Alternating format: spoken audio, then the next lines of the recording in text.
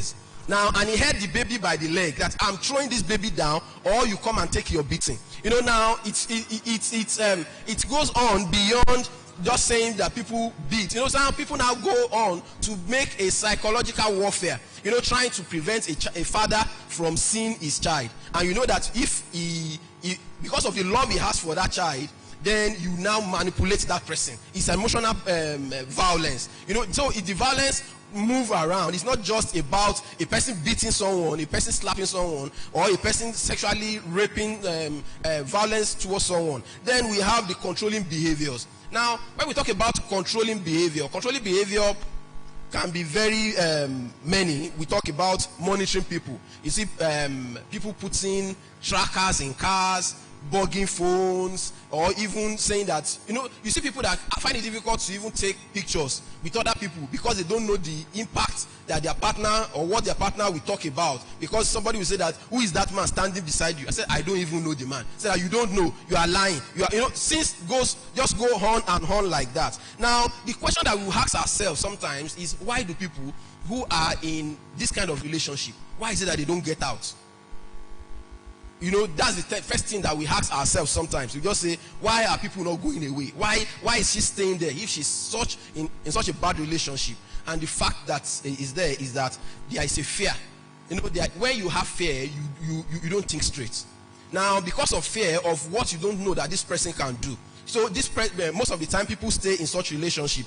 Then don't forget that people do not find alternative. A woman that cannot feed herself, there's probability that she will look at it that it's better that I don't take my children out of this house. I stay in this relationship and manage because of my children, so that the suffering will be worse off than what I'm even taking. And again, we talk about that sometimes when family and friends do not support. Many situations, I've seen many people, even not in this church, but also that go to other churches and they say that I've gone to my church and my church didn't say anything about it. My church didn't do anything about it. When you don't have support, when you don't go to the police, they say that it's your husband. Go home and settle it. Now, there's nothing you can do. Police cannot help you. Your church cannot help you. You go to your parents and say that you don't have house here again. Go back to your husband's house. Now, your family is not helping you. You are just on your own. And that's why most victims, they don't go away. And don't let us forget, it's a cause of mortality.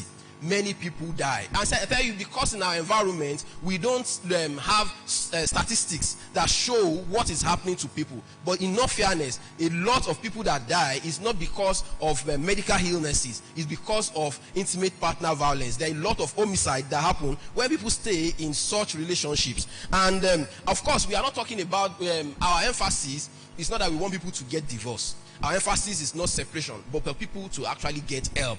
Because help is available. Sometimes all we need to do is to have some intervention, and you see that their lives can go back to normal. Then the effect, I've already talked about the effect, and I won't waste my time again about the effect, but I want you to know that the effect can be physical injury, can be death. The effect can be mental health problems. You see a lot of people with a lot of mental health issues, like even as worse off as suicide. Then we have also violence during pregnancy, which causes problem for the baby. You see a lot of people with stillbirth and problems with the child. Then also a lot of people who have this also have a lot of substance use disorder because they want to drown their problem. When I don't know where I can get help, all I can use is to use codeine, to use alcohol and things like that. So, and it's good for us to know that there is something that we call the circle of abuse. Now, when you see things like this, and you know that this is how abuse goes around. And the first thing is that when we have abuse, we have the stage where tension seems to be building in the house. You just see that it's difficult for you to do some things, that you discover that around that house, you don't know the next thing that you will do, that will cause anger in your partner. When you notice something like this, it shows that there is a circle of abuse rolling somewhere in that house. Where you don't know, many times you see some partner will say that, I don't know what I will do that will cause the problem now. I don't know if I should, I don't know. It is around that time that tension is. Then again, we talk about after tension is building, then we look at it that there is this abusive incidents that occur. There's a stage that abuse itself occurs. The person does that thing that he wants to do. Then also we have a stage that we call the honeymoon stage. And at the honeymoon stage, it's as if the person tells that, oh, I'm sorry I beat you, I'm sorry I did this, then I won't do it again. Then there is honeymoon. Before you know it, tension starts to build again, and it just goes around and around like that. So, and the next thing that we talk about is that we need to understand that we need to take a step back and stop this abuse. You know, because abusers, most of the time, they are like leopards that will not change their skin color. Abuse will not stop if we don't do something. And what are the signs that we should see?